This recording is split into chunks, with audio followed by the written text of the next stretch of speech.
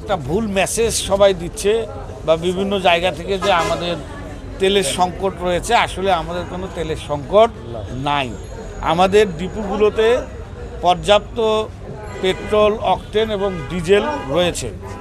আপনারা জানেন যে ইতিমধ্যে দেখা যাচ্ছে যে অনেকেই এই রিউমার সরিয়ে আমাদের এই পেট্রোল, অকটেন বেশি করে কালেকশন করে তারা বিভিন্ন জায়গায় অসাধুভাবে এগুলো মজুত করার চেষ্টা করছে। এবং ইতিমধ্যে আমাদের কিন্তু গোয়েন্দা তৎপরতা থেকে শুরু করে আমরা জেলা প্রশাসন, উপজেলা প্রশাসন, পুলিশ বিভাগ তারা কিন্তু আমাদের এই অভিযানগুলো চালাচ্ছে এবং আমরা বিভিন্ন জায়গা থেকে এরকম অবৈধভাবে মজুত করা আমরা পেট্রোল, অকটেন পাচ্ছি। সেজন্য আমাদের মাননীয় মন্ত্রী মহোদয় আবার নতুন করে নির্দেশনা দিয়েছেন যে আমরা যাতে প্রতিটি পাম্পের নিয়মিত আমরা এটা পরিদর্শন করি এবং আমরা জেলা প্রশাসন থেকে প্রত্যেকটা পাম্পে একজন করে নির্বাহী ম্যাজিস্ট্রেট দায়িত্ব দিয়েছি। তারা এটা মনিটরিং করবে যে প্রতিদিন কত লিটার পেট্রোল, অকটেন তারা ডিপো থেকে পাচ্ছে এবং এভারেজে তাদের জানুয়ারি ফেব্রুয়ারি মাসে কি পরিমাণ পেট্রোল, অকটেন বিক্রি হতো সেটাকে এভারেজ করে সেই পরিমাণ পেট্রোল এবং অকটেন যাতে তারা বিক্রি করে আমরা সেই নির্দেশনা দিয়েছি। এবং কোনো পাম্প বন্ধ থাকবে না, প্রত্যেকটা পাম্পেই পদ্মা, মেঘনা, যমুনা তাদেরকে নির্দেশনা দিয়েছেন মাননীয় মন্ত্রী মহোদয়।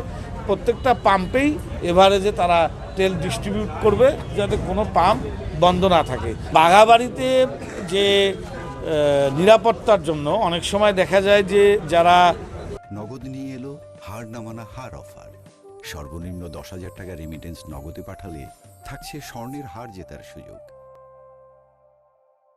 ট্যাঙ্ক লরিতে তেল বিভিন্ন জেলায় বাঘাবাড়ি থেকে সরবরাহ করা হয়, সেখানে তাদের নিজেদের মধ্যে কিছু ছোটোখাটো সমস্যা তৈরি হয়, হয়তো লাইনে দাঁড়ানো নিয়ে, সিরিয়াল নিয়ে।